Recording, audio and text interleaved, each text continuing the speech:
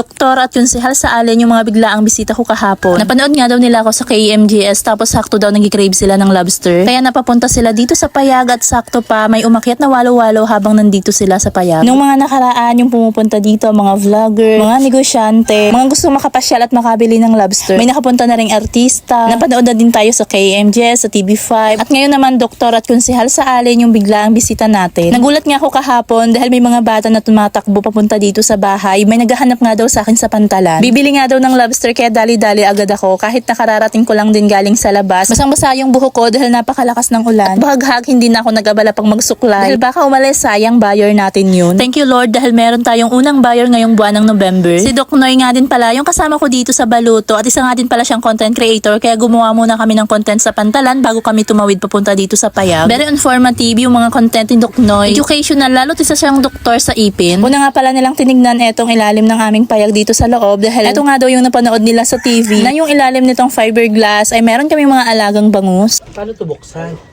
Sugad na po. Yun.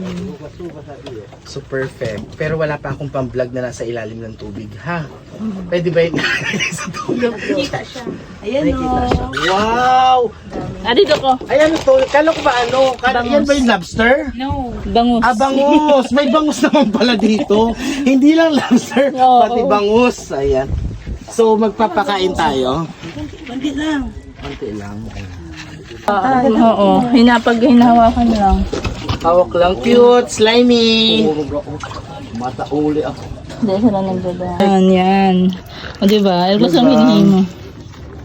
So ano na? Tara na! Pwede natin ipaksiw? Pwede nang daing yan. Isang peraso na 1 kilo sana ang timbang ng gusto nila Doc na lobster. Kaso sakto kasi yung pagpunta nila dito, sobrang taas ng tubig dagat. Hindi na makapasok si Uncle Diego sa ilalim ng payag. Dahil ilang inches na lang yung pagitan, maaabot na yung pinakasahig ng payag. Yung malalaki kasi na alaga naming lobster, 1 kilo yung timbang, 1 peraso, nandun sa pinakailalim at sa pinakagilid ng ilalim ng payag. Ito lang yung kayang maabot, kaya ito na lang yung kinuha nila Doc. Bali 2 peraso na lang, pero yung timbang nito, sobra 1 kilo. Isang color lang. Oo. Huwag ka na magalit. Huwag ka na magalit. Ayan. Ikuluhin ka na.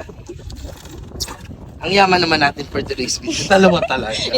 Isang ulaman lang yun, Huwag Doc. kang mamatay ha habang nasa biyahe ako pa sa Samar ay pa Manila ah. Dadalhin sa Manila. Lagyan lang ng yelo. Dadalhin ko sa Manila. Sino po kakain? Kusin ko to.